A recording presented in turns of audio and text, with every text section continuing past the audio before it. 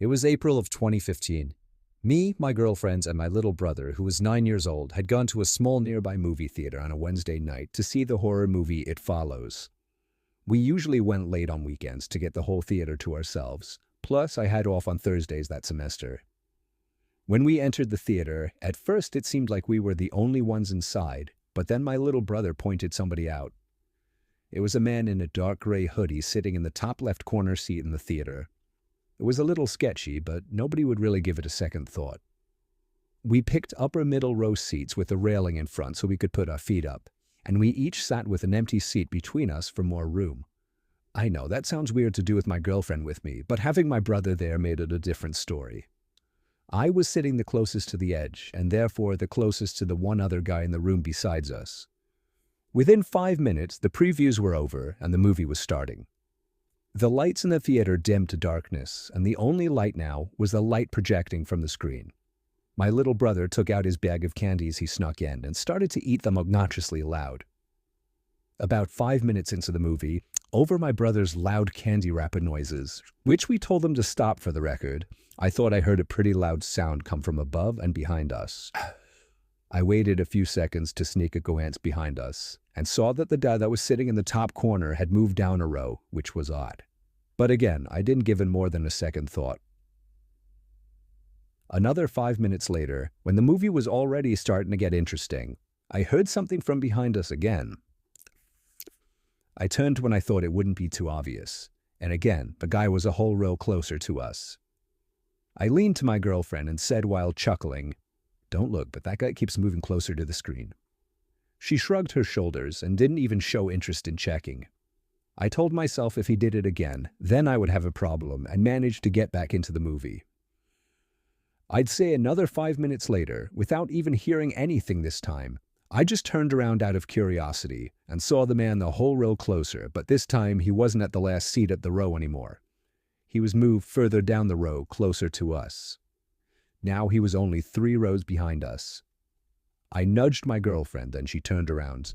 Then she looked at me and gave me a confused, concerned kind of look. She asked me if we should move, and I said definitely not. At this point, I wasn't able to pay attention to the movie anymore. Even though I was facing the screen, I'd felt like the man's gaze was hitting me in the back of the head. I told myself if he moved closer, I would turn around and firmly ask him what he was doing. But then I also thought, what if I'm looking too much into this? What if he's just a normal guy who happens to keep switching seats for a better view? Once more, I turned around, and the man was only 2 rows away from us now, closer to the center of the row, or rather directly behind us, and his head was just completely down looking at his lap. I didn't even bother to check what he was looking at. He could have been looking at nothing. I literally opened my mouth ready to say something, but I was just too much of a coward. I was only 16 last year and pretty skinny. My little brother got up during a slow part of the movie to go to the bathroom. About a minute later, I turned to see if the man had gotten closer again, this time actually ready to say something. But I was shocked to see nobody behind us. It was completely empty. I told my girlfriend, and she said good. But then I stood up in pure fear, thinking of my little brother. Telling my girlfriend to wait there and running out of the room and into the empty theater halls, I saw the man in the gray hoodie entering the men's bathroom down the hall. Fearing for my little brother's safety, I ran down the hall toward the bathroom, opened the door, and saw the man literally on his knees peeking under the 2 stall doors. Then he looked at me, and at the same time I heard my little brother call me from down the hall. I saw him waving me over in confusion. I ran to him, got my girlfriend out of the movie room, and we went to the front desk. The teen working the front ticket stand called the police, showed us and the cops the video footage of the man walking down the hall, and then we filed a police report.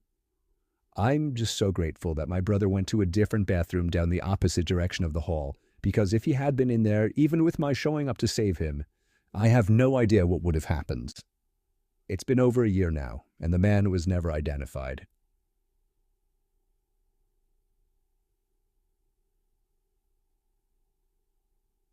Back in 2008, Cloverfield was one of the biggest movies of the year, and I desperately wanted to see it. Most of my friends had already gone to see it, which upset me, given that I didn't want to be seen going to the movie theater alone. However, I didn't have work or school on Thursdays, so on Wednesday night, I figured I could get away with going alone to one of the small theaters nearby with a screening of the film at 9:30, since I knew it would be quiet. Well, I showed up, bought a ticket, and immediately realized the entire building was dead. I entered the theater, and much to my surprise, there was not a single person in there. There were 2 large sections of seats in the theater. I sat in the bottom row of the upper section, which was seated just behind a tiny wall. During the quiet parts of the movie, which were very few, I kept thinking that I was hearing something coming from behind me. It was almost like I was hearing a voice. Is someone there? Nothing. I felt like the sounds were just getting louder and closer, but I kept turning around and didn't see anyone. I felt like I was losing my mind. Eventually, the sounds became so loud that it was evident it was a crazed whisperings. I was about to nope the fuck out of there, but when I got up and took one last look behind me, a figure popped up quickly from behind the seats just 2 rows up from me, arms flapped to their sides and just facing me like a stiff statue. I ran like there was no tomorrow back to the lobby, where I saw nobody, not a single employee. I kept running to the car, took a few seconds to catch my breath once inside, and drove back home. I tried calling the theater that same night.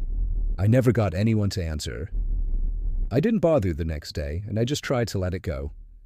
It still freaks me out beyond imagination to this day.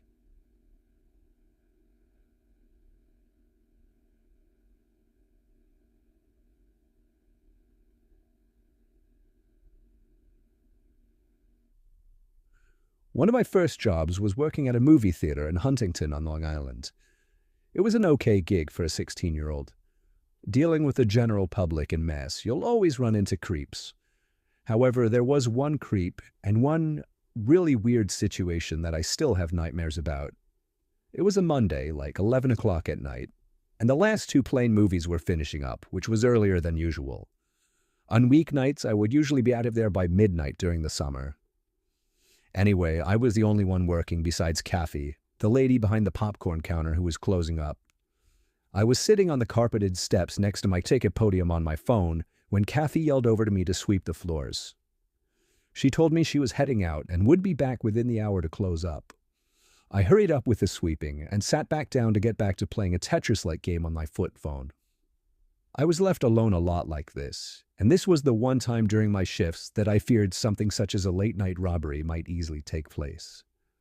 Suddenly, I heard the front door to the theater pull open with force. I stared down at the doorway to the lobby, which blocked the actual entrance section, waiting for someone to walk through and hoping it would be Kathy. After all, she would have locked the doors anyway at this hour. I called out Kathy's name, and suddenly, an upper middle-aged man with a big brown faded jacket came wandering in, immediately locking his eyes onto mine. I told him we were closing up and he had to leave. He looked at me with a sort of intimidating Vincent Pastore kind of look on his face. He mumbled his words in his response, but I could make out his phrase to be, "Is Kathy here?" I shook my head no, and he mumbled, "I'm just going to go sit down over there for a while." I was very against confrontations with other people, so my heart was racing, and I lacked the confidence to order him to leave. I sat back down on the step and pretended to be absorbed in my phone, when really I was texting Kathy telling her there was someone weird here for her. But with the old flip phones, texts took forever to send, and even longer for people to check. By the time the text was sent, I noticed the man, now across the room sitting on a bench, was literally watching me. I wanted to show him that I was annoyed by this, so I simply got up, walked up the 3 carpeted stairs, and sat down on the bench in front of a wall that would block my view from him. Stupid old me didn't figure this would allow him to do whatever he wanted not being within my vision. Within minutes, I realized this was dumb and went back to sitting on the step. Only now the man was gone. Kathy returned around the same time that the last of the moviegoers were leaving. I told her about the guy, and she said she left the door unlocked by mistake. I spent about 10 minutes sweeping up in some of the auditorium rooms before my shift was officially over. Kathy wanted me to do one more favor before leaving. Bring the mop, bucket, and broom down into the storage den. I did as she asked, opened the door in the lobby which leads to the storage area, walked down the half-flight of concrete stairs with the mop, broom, and bucket, and stopped. Behind one of the boilers, I could see as clear as day an arm tucked away in the corner. It was the man, and he was very clearly trying to hide. I pretended like I didn't notice and walked back up the stairs. I locked the door behind me and ran to Kathy. She checked the camera footage first, and this is where things got disturbing. Within the period of time that I was hiding from the man, the surveillance cameras caught him getting up and leaving the theater. Kathy seemed surprised and declared, "That's my ex-husband." I felt like my heart was starting to drop as she said this, and I was starting to put things together. I assured her there was in fact somebody down there. She took out her cell phone and dialed not for 911, but rather for her ex-husband as she left the building. I followed her, afraid to stay in the theater alone. Kathy suddenly started to panic, as it seemed her ex-husband hung up the phone on her. She then called the cops, and what she explained to them shocked and disturbed me. When she hung up the phone, she was in a panic, and she tugged me away from the building. It turned out her ex-husband arrived to the theater to get her out of there, because he had apparently run into some trouble with a guy he knew who threatened to kill Kathy for whatever messed up reason. The cop cars pulled up into the parking lot with their sirens blaring. Minutes later, they came out with some old Italian mobster-looking guy in cuffs. Kathy never showed up for work after that, and I was never able to get the full backstory out from anyone. I was the coolest guy at the theater for a while since I witnessed all of this. I just really wish I got the full story, though, because it really interested me. I never saw Kathy, her ex-husband, or that random guy who potentially almost killed me had I approached him ever again.